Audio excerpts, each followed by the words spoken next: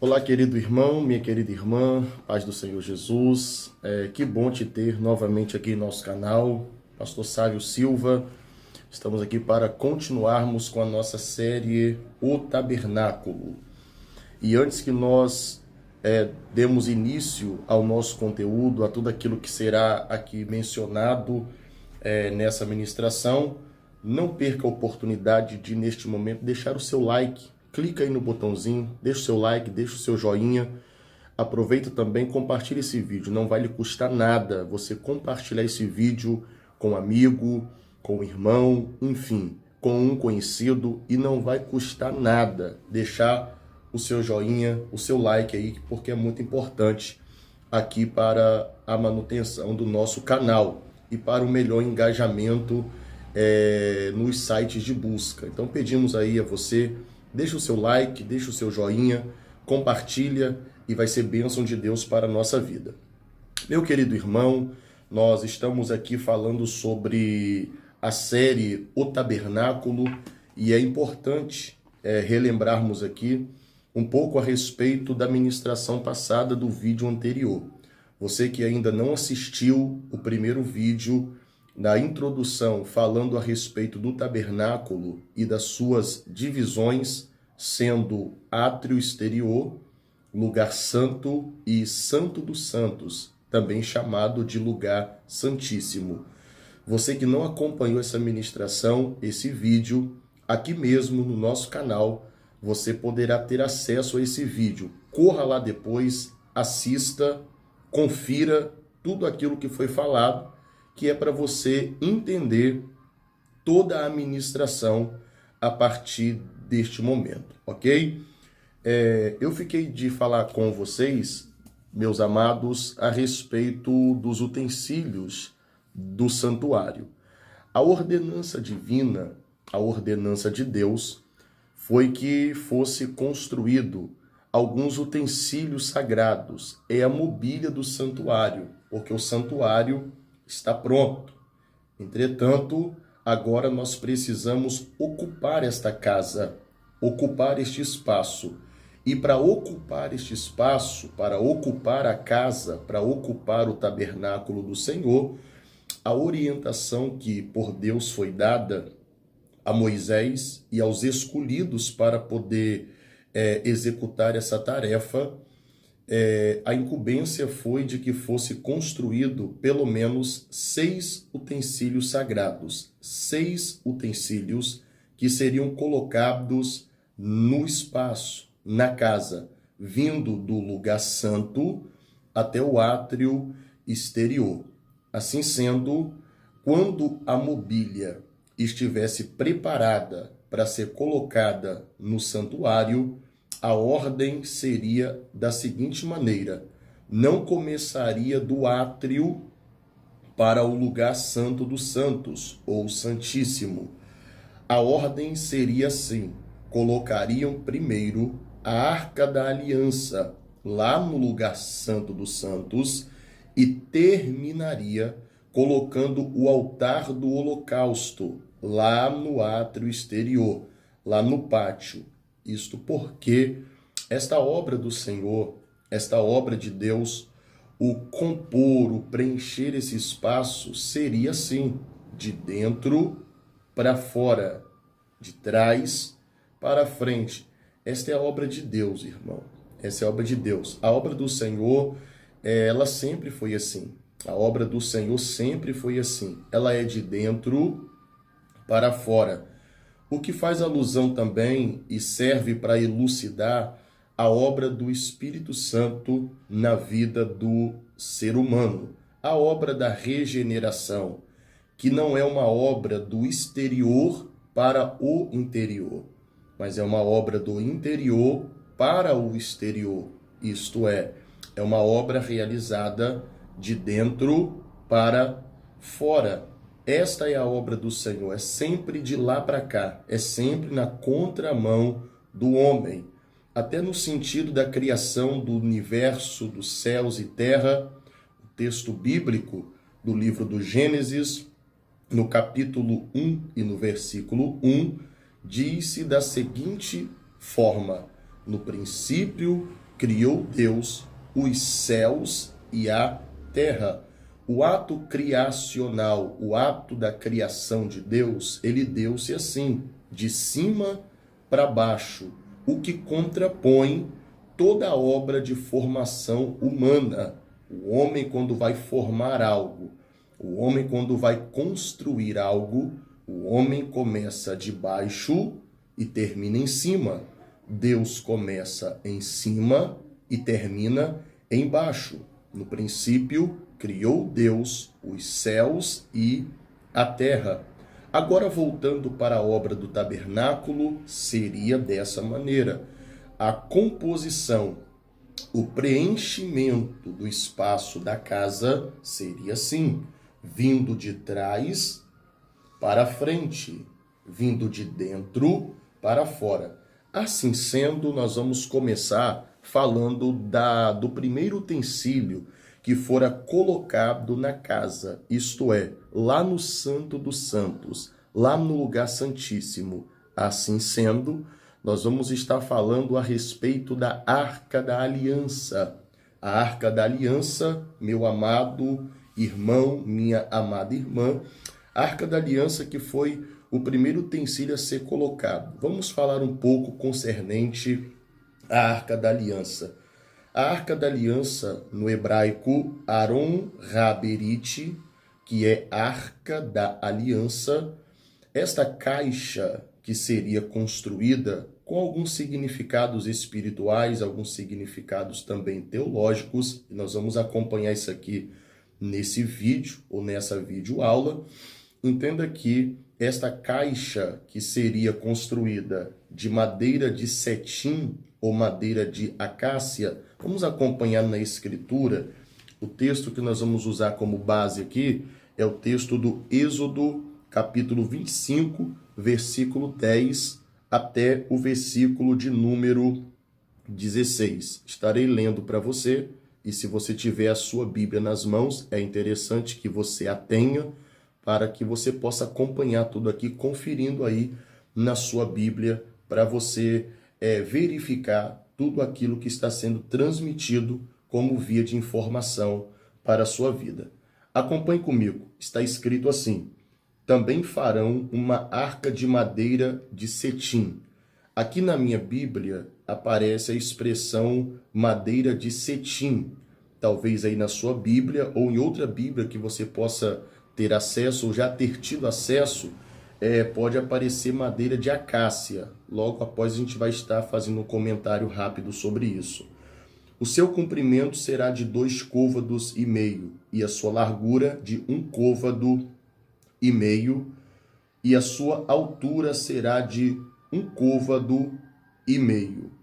2 côvados e meio a largura, 1 côvado e meio e 1 côvado e meio a altura, 1 côvado e meio, ok? Então vamos lá, vamos raciocinar, fazer essa matemática em côvados. Ela é um pouco difícil, até porque essa forma de medida é uma forma de medida hebreia, judaica. Nós vamos transliterar, vamos colocar em nossas medidas aqui para que a gente possa compreender melhor, mas só para a gente rapidamente rebobinar a nossa fita aqui, preste bem atenção. Seriam 2 côvados e meio o seu comprimento e a largura de 1 côvado e meio e 1 côvado e meio a sua altura. Essa medida nós vamos colocá-la aqui na metragem que nós conhecemos. Eu estou usando aqui em minhas mãos uma apostila, e essa apostila falando sobre a Arca da Aliança é uma apostila que foi escrita por nós mesmos, do Centro de Formação Teológico Querite, que é a Cefotec, a qual eu sou o diretor dessa instituição, e aqui nós temos alguns comentários dentro dessa apostila que fora escrita por nós mesmos. A largura ficou mais ou menos assim, já desenhada na metragem que nós identificamos em nossas medidas, metros, centímetros, etc. e tal. O côvado a medida em côvado, que equivale em metros e centímetros aqui para nós, ficou mais ou menos assim. A sua altura ficou de 75 centímetros. A altura da arca ficou de 75 centímetros. O comprimento da arca ficou de 1,5 metro. 1,5 metro de comprimento, 75 centímetros de altura e 75 centímetros de largura. Largura 75, altura 75 centímetros e comprimento 1,25 metro. Uma caixa pequena, uma caixa pequena. O que na verdade não serve para menosprezar ou para diminuir o tamanho ou a enormidade da majestade da glória de Deus que sobre a mesma haveria de se manifestar.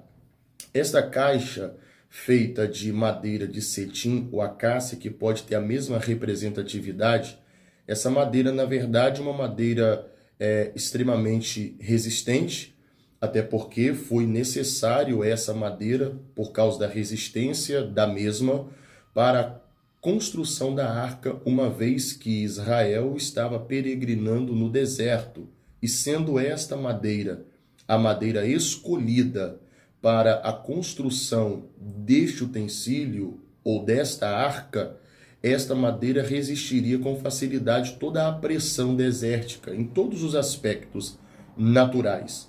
Em que sentido? Vento, calor, frio e também pela manifestação no deserto de cupins e outros insetos que poderiam possivelmente danificar a arca do Senhor, uma vez que a mesma iria ficar no chão, no santuário. Então foi estrategicamente por Deus, escolhida esta madeira para que esta madeira viesse a ser uma madeira resistente e a arca pudesse ser preservada com o passar do tempo, com o passar dos anos, décadas e também dos séculos. Essa madeira ela seria toda revestida de ouro puro. Então nós temos uma arca de madeira que seria revestida de ouro. Do lado da arca, pelo que conta o texto de Êxodo 25, a partir do versículo de número 12, do lado da arca, na lateral da arca, do lado direito e do lado esquerdo, seriam colocados ou fundidos 2 argolas do lado direito, 2 argolas do lado esquerdo. Isso para quê? 2 varais ou 2 espécies de varas foram também construídas de madeira, da mesma madeira, revestidas de ouro, para que esses varais ou essas varas penetrassem as argolas, para que a arca pudesse ser conduzida nos ombros dos sacerdotes levitas. Então esta é a composição.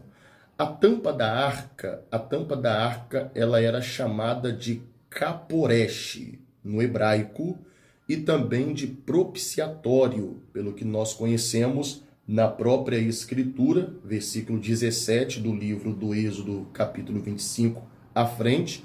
O propiciatório seria de ouro puro. Agora o propiciatório não foi feito de madeira, seria de ouro. Sobre o propiciatório havia 2 querubins fundidos ao propiciatório, a tampa da arca, um querubim com as asas abertas para a direita, outro querubim com as asas abertas, lado esquerdo, encontrando a ponta das asas um do outro, de maneira que a tampa da arca, o propiciatório, pudesse ser protegido com as asas dos querubins, que são anjos da proteção da glória de Deus, que estavam protegendo o propiciatório, a tampa da arca. Esses 2 querubins que estavam sobre a tampa da arca, no propiciatório, são querubins de ouro puro. Não foi esculpido de madeira para ser fundido junto à arca, mas foram querubins, 2 peças únicas de ouro colocadas sobre a Arca da Aliança. Esta Arca da Aliança também, nós vamos recorrer aqui à nossa a nossa apostila, essa Arca da Aliança, ela sempre foi símbolo da presença de Deus, símbolo da manifestação da presença de Deus, e tornou-se um dos móveis ou um dos utensílios mais considerados, mais sagrados pela nação de Israel, pela nação hebreia. De maneira que a reverência para com a arca era total, era tremenda, era extraordinariamente grande. De sorte que Israel não fazia nada sem a arca da aliança do Senhor. Você deve se lembrar, junto comigo, que quando Israel cruzou o Rio Jordão, primeiro na frente ia a arca da aliança. O Rio Jordão transbordava em todas as suas ribanceiras, porque era época de enchente. Entretanto, quando os sacerdotes que conduziam a arca puseram os pés na beira da água, diz a Bíblia que a água se dividiu, fez-se um montão de um lado, de sorte que Israel passou pelo meio das águas do Jordão em terra seca. Toda a água foi rompida para que Israel pudesse atravessar. Você deve se lembrar também comigo que quando Israel estava em batalha contra os filisteus, em 1 Samuel capítulo 4, quando Israel levou a arca para o arraial, caiu um pavor e um tremor entre os filisteus, que ficaram assombrados mediante a presença da arca ali no meio das fileiras dos exércitos de Israel.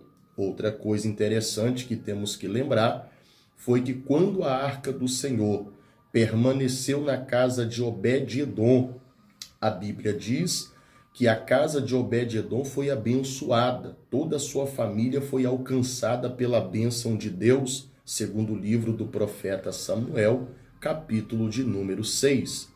Outro fato que é muito importante foi a preocupação do rei Davi em conduzir a arca do Senhor para Jerusalém, porque Davi tinha na sua concepção, Davi tinha na sua mentalidade o desejo de reinar, de governar com a presença de Deus, de não estar em Jerusalém, de não ser um governante que governasse sem a presença do Senhor. Davi fez uma tenda e nesta tenda Davi pôs a arca do Senhor. Anos mais tarde, outro fato que é importante, anos mais tarde, a Bíblia diz que Salomão, um dos maiores reis de Israel, filho do monarca Davi, construiu o grande templo em Jerusalém. E quando Salomão terminou a construção do santuário do Senhor Deus, na inauguração, antes que tudo fosse ali celebrado no santuário, primeira coisa que Salomão vai ordenar que se trouxesse para o templo foi a arca do Senhor.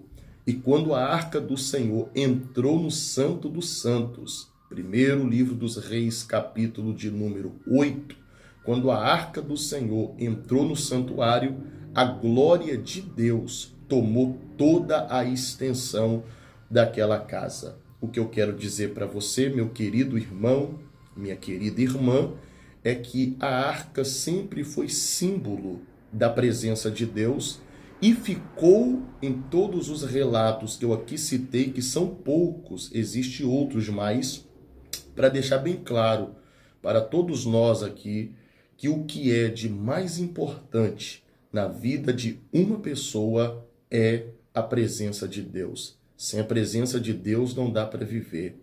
Sem a presença de Deus não dá para fazer a obra.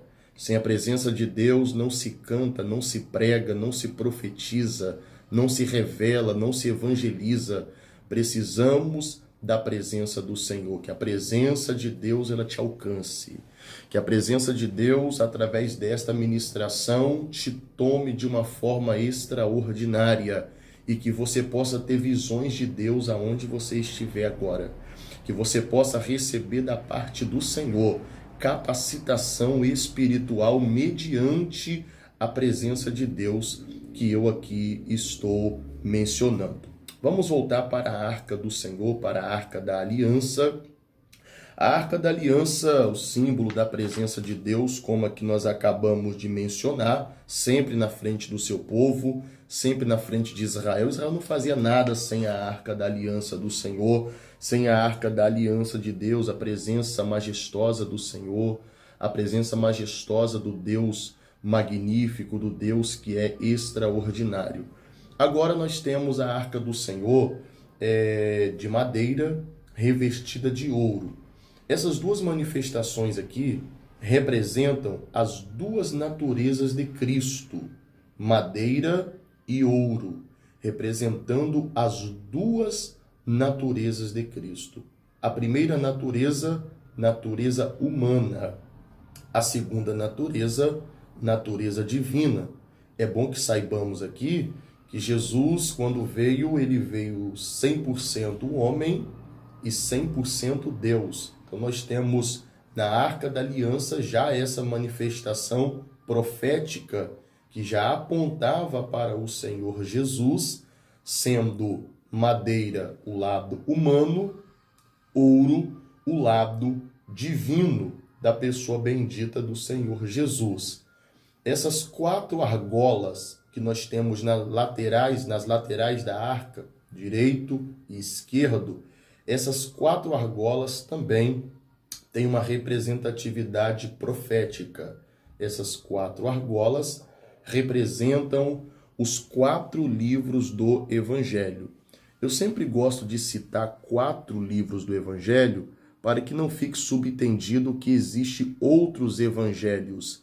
Existe um único evangelho.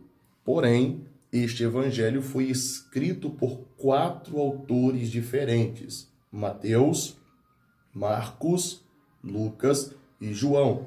Temos 4 homens, 4 personagens distintos escrevendo acerca de um mesmo evangelho, um mesmo assunto, traçando uma única biografia, que é a biografia do Senhor Jesus. Então nós temos 4 relatos específicos sobre a mesma pessoa, Cristo, porque tudo fala de Cristo, tudo é Cristo. A Bíblia é Cristo, o tabernáculo é Cristo, a arca é Cristo. O tabernáculo, ele é cristocêntrico. A arca, ela é cristocêntrica. O evangelho é cristocêntrico. A Bíblia, ela é cristocêntrica. O que é isso, pastor Sávio? A Bíblia, tabernáculo, arca, evangelho, tudo isso, Jesus é o centro. Jesus é o centro de tudo isso, de tudo que se vê, de tudo que se não vê. Jesus, ele é o centro de tudo. Nós vamos prosseguir essas 4 argolas, uma representatividade dos 4 livros do Evangelho, Mateus, Marcos, Lucas e João, ok? Que estão conectados, fundidos junto à arca. Essas 2 varas, os 2 varais, também madeira, revestidas de ouro, representa a humanidade. Representa a humanidade. Madeira, o homem. O ouro, o Espírito Santo. A divindade eterna, o senhorio do Espírito Santo sobre o homem, sendo introduzido nas argolas da arca. Isso fala de quê, pastor? Isso fala do homem tendo acesso à presença de Deus, que é a arca, por intermédio do evangelho, que são as argolas. Não é possível as varas terem acesso à arca sem ser por intermédio das argolas. E os varais não podem ser introduzidos nas argolas se não forem revestidos de ouro. Isto é Deus falando.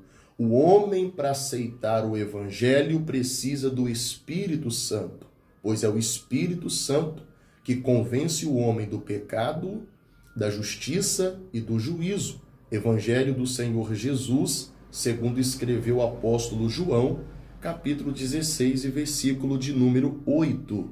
O homem, quando se converte a Deus, ou quando pelo Espírito é convertido a Cristo, esse homem recebe o Espírito do Senhor.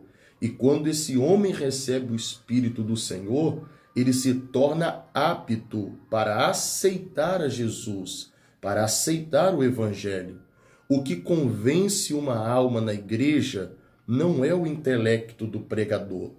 O que converte uma vida na igreja a voltar ao Senhor, a aceitar a Cristo, não é a sabedoria de um bom pregador, não é uma bela música de um cantor, não é a eloquência, a hermenêutica, a homilética, a capacidade teológica do ministro, não é a forma com que a pessoa apresenta um sermão, não é o estilo do sermão que o pregador está utilizando, se é um sermão expositivo, se é um sermão temático, ok? Se é um sermão textual.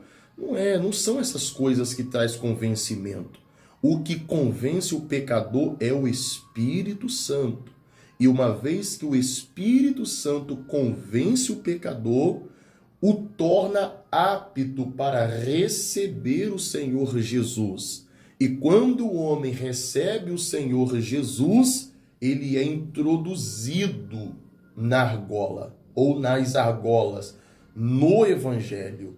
E quando o homem ele é introduzido, irmão, no Evangelho, aí o homem tem acesso à presença de Deus, arca, ok? Espero que você esteja compreendendo essa manifestação simbólica, tipológica, profética. Então, essa é a arca, presença, argolas, evangelho, os varais, o ser humano, ok? Varais introduzidos na arca, nas argolas, o ser humano sendo inserido ao evangelho. E uma vez que o homem é inserido nesse projeto maravilhoso que é o evangelho, ele tem acesso à arca da aliança, a arca da aliança do Senhor. Então, isso por aqui já nos basta para um esclarecimento teológico, ok? Um esclarecimento teológico. A arca em duas manifestações, feita de madeira, revestida de ouro, argolas nas laterais, 4 argolas, varais para introduzir nas argolas para a condução da arca, presença, arca de madeira representando a humanidade de Cristo, Jesus, revestida de ouro, representando a divindade de Jesus, argolas, evangelho, varas, ser humano, sendo introduzido na arca, é o homem entrando no evangelho pelo convencimento do Espírito, e o homem sendo inserido no evangelho lhe garante acesso pleno, direto à presença do Senhor Deus. Ok, meu irmão? Que Deus te abençoe. Te espero no próximo vídeo. Esse é só o nosso segundo. No nosso terceiro vídeo, nós vamos estar espiritualizando este texto aqui, falando da arca no chão, ok? Falando de outras manifestações importantes do lugar santíssimo. A arca está dentro do lugar santíssimo. Dentro do lugar santíssimo não tem cadeira, não tem mesa, é só a arca. Vamos espiritualizar esse texto. Eu espero que Deus te abençoe. Eu espero que Deus abra o seu entendimento para que você possa desfrutar das maravilhas da presença de Deus por intermédio deste ensinamento. Não faça nada sem a presença de Deus. O sábio Moisés, quando Deus falou com ele que iria enviá-los e um anjo iria à frente, Moisés disse: se a tua presença não for conosco, não nos faça subir daqui. É Moisés dizendo: eu não faço nada sem a tua presença. Eu não movo os pés sem a tua presença. E no sentido de que Moisés não era também egoísta, Moisés disse: se a presença não for conosco, se Israel não tiver a presença, não nos faça sair daqui. Que a presença esteja à sua frente. Que a presença de Deus clareie o seu caminho. abençoe o seu ministério, abençoe a sua família, abençoe toda a sua casa, em nome de Jesus. Amém, querido?